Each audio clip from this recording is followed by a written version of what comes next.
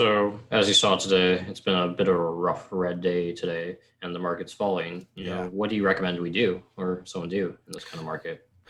Okay. So first of all,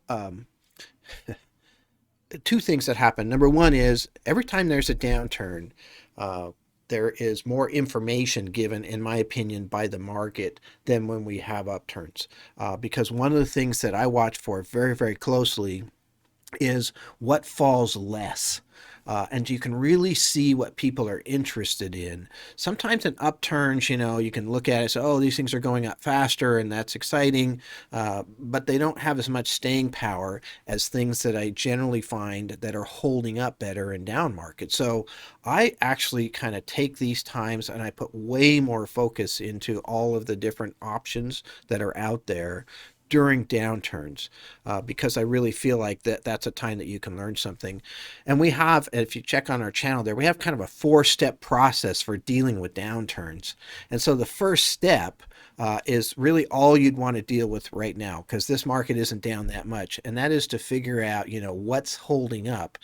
I like to say to myself constantly when I'm going through charts or looking at investments is, where is the money going? Where is the money going? And so let me share my screen and I can kind of show you, an example of what I would look at as far as that goes.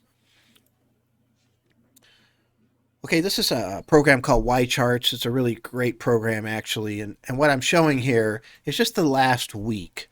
And so, obviously, as Eason said, it's been a rough week. This is VTI. Okay, so VTI is the Vanguard Total Stock Market Index. This is my base. I use this constantly. And what this is the essentially the entire U.S. stock market. It incorporates almost every stock except for some of the very, very, very small stocks. And so I use this as a benchmark constantly. I want to see how things are going because to me, everything's relative, and relative in this case to VTI. And so you can see here on this chart over the last week, we're down 1.86% as of right now, last few minutes here. And so, what's happening out there? And so I go through a series, and I'm going to give you a very simplified version of what I normally do here. I go through hundreds of these different exchange traded funds to kind of see what's going to happen. But one of the things I always like to do, and I'll click this here and we can see kind of a side-by-side comparison. So now we're looking at VTI, which is the purple, and VXUS. Okay, so this is a Vanguard index that is the total international stock index. So again, this is a vast majority of the stocks that are out there on the international stock markets. And you can see it's done worse, right? So it's down 2.76% versus VTI. And so, again, I'm just trying to see, where is the money going? Well, it's not going into international investing, which actually makes sense to me because right now, since the Federal Reserve started talking about raising interest rates towards the end of 2023, we started to see some strength in the dollar.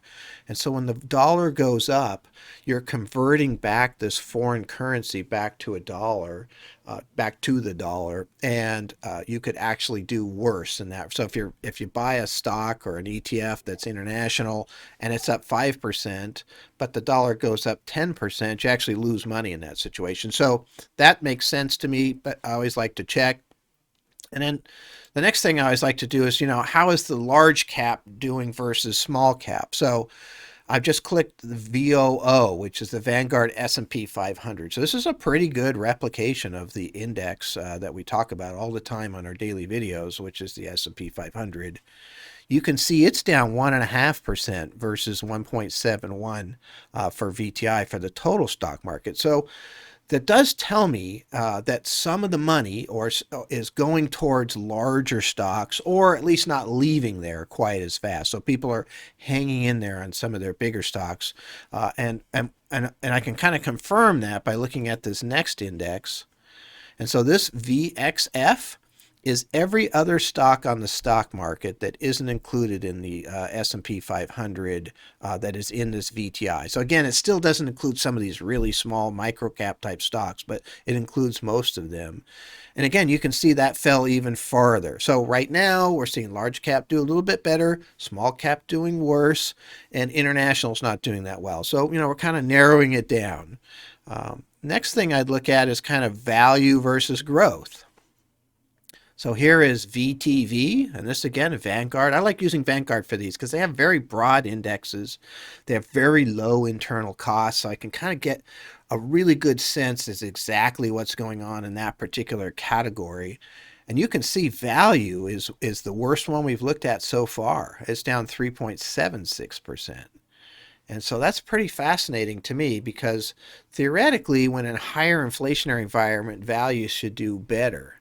But what's happening right now is because the Federal Reserve, and you can see actually the Federal Reserve met right here, uh, and uh, and came out and spoke, Chairman Powell, and they talked about raising interest rates. What happened was that took some of the heat off of the thought of inflation. Because if the Federal Reserve does start to raise rates, that generally keeps inflation under control. And I think there was a period of time where the market was concerned about what the Federal Reserve was going to do. So value is a place where money is actually leaving, because that's another thing I look at also is where's the money leaving from. And so, in this short period of time here, we're seeing some motion out of value. And let's see if it's going to the growth side. All right, so again, this is VUG, and this is Vanguard's growth. Hey, it's up. That's pretty spectacular, actually. So you got a market that's down. Everything we've looked at so far has been down. Large cap was down less, but it's still down. This is actually positive, 0.72%. So we're seeing, some motion here into the growth side. So that's where I would start to really focus. I'd go through hundreds and hundreds of different growth ETFs and try to see how they're comparing to each other and how they compare to VTI. And so this is the first step that you would be looking at in terms of a downturn and dealing with that. And it tells me that there's some interest there. And so I'd have to figure out what I want to get rid of because I'm usually fully invested. I believe in being in the market, except in extreme situations. So what am I going to get rid of, to buy these? That's sort of another story. But essentially what's happening here is I'm seeing that growth is doing quite well. And I'll give you a couple examples. We just purchased these over the last couple of days using this process.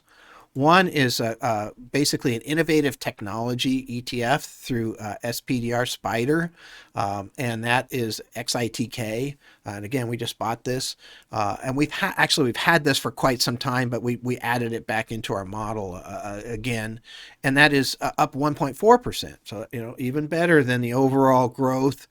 There is a motion towards innovative technology companies again. You can actually see that it was kind of falling off. And then at the same time we saw value fall, we saw this run up. And that's because the Federal Reserve met and had their meeting with the reporters right at this time. And when they started talking about raising rates again, and that meant that inflation could be under control, which meant that growth stocks could do better. And a lot of money started flooding back into things like innovative technology. Um, and then the other one that we bought this yesterday, is a cybersecurity ETF, Global X, and it's called Bug. And so that's up even more, up at 1.6%. And again, you can see the same inflection point when things, started to turn around for growth. That's when this started to go also. Now, of course, cybersecurity has a huge, theme behind it, which is, these ransomwares that are happening. Matter of fact, on that same Wednesday, Putin and Biden were meeting, and one of the subjects was these, hacking events and ransomware and those types of things. So this is really pushing, money towards cybersecurity type companies. I have about four of these cybersecurity ETFs that I follow on a regular basis, and all four of them are doing better than the market right now, as well as even in the last month. So um, that's what I would say, that you need to do right now, or that I'm doing right now, or what have you, is just being able to kind of look at where the money's going, what is still doing well. I think you get better information out of a downturn than you do out of an upturn, in my opinion, in my experience, actually. So I think it's a really interesting time to be looking at investments. So, do you think there's ever a time this could be just a fake out? People doing super reactionary and like it's going to stabilize next week. Like, how do you know it's a trend versus you jumping the gun? You don't. obviously. And so, uh, you know, one of the things that I always try to do is try not to fall in love with the things. So we just bought these two pieces, and I hope they do well. And I've done a lot of research, and there seems to be, some momentum behind them. There seems to be, they're going up when the market's going down. Those are really important things to me. But you're exactly right. I mean, that could turn around next week and turn into something else. And so one of the other things that we have done and we continue to do is we continue to build up our broad market exposure. And so buying the S&P 500, for example, just on the, one of the things, if you're not sure where everything's going to go, buy the whole market. Because over a longer period of time, the market goes up. And so you don't have to know like, hey, it's going to be cybersecurity or hey, it's going to be growth versus value when you buy the whole market. So we are right now, because we're seeing so much rotation between growth and value that's happening, on such a rapid basis, which is actually a normal market. That's what's been happening for years prior to the pandemic. Then you want to have more broad market exposure. So you kind of own everything. So if it runs to cybersecurity, well, you own that. If it runs to growth, you own that. And so that's one of the other pieces that we're doing right now is we're building out and continuing to build out our broad market indexes, like VTI, for example, here too. But because I think it's not a bad time to be accumulating those things when they do come down. Because one, the reason the market's coming down predominantly is because they're talking about raising interest rates. But the reason they're talking about raising interest rates is because the economy is doing well. And so a lot of times when I see them start to talk about raising interest rates, the market goes down and then it finally realizes that, hey, these companies are making a lot of money, and especially as earnings are going to come out here, over the next 3 weeks or so. And so we'll start to see probably some really good earnings and the market will turn around. So owning that broad market right now, I think is a really good way to go. And historically, prior to the pandemic, we've had most of our money in broad market indexes and the minority of the money in things like this, like the innovative technology and the cybersecurity. And that's worked out really, really well. But the pandemic changed things pretty dramatically because an entire section of the economy just closed down and the broad market really, really underperformed in that environment. And we had to get a lot more targeted. But I think what's happening right now is we're starting to get more back to where we were in 2019. Cool. So one of these questions came in that's related. Inflation is expected. Is it a good time to invest in the market if I have cash lying on the sidelines?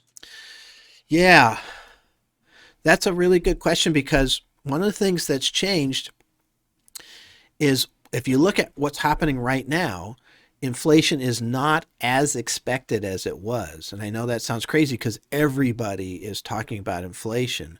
But if you look at the 10-year treasury from the bond market right now, let's see if I can pull up that chart really quickly.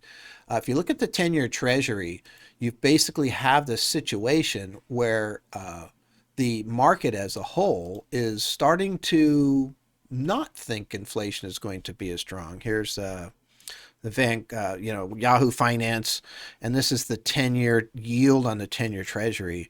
And you can see, we had this big run up, and that was the expectation for inflation. But now what's happened, we kind of have been falling. That's a lower peak, lower peak, lower peak, lower peak, and we're hitting lower lows also. So the trend is down.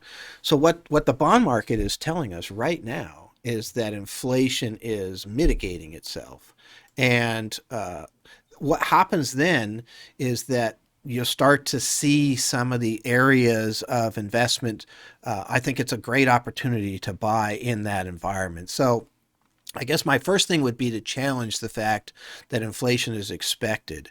Yes, within the general population and what have you, but the bond market is a much better predictor than the general public, right? And so the bond market is lowering rates. It lowers rates because it feels that the inflationary pressure is going to be less. And the reason that it feels it's going to be less is because now the Federal Reserve is talking about taking action at some point in the future to start to tighten things up, which will maybe keep inflation at bay. I do think it's it's a challenging time to invest because we're not sure what's going to happen. We haven't had a pandemic for 100 years, and so what do we do here? And then again, that is why we are broadening the portfolio into more of the broad market and a little bit more away from the growth versus value components that we've had in the recent past. So I do think it's a good point. I think there's some good opportunities to buy here.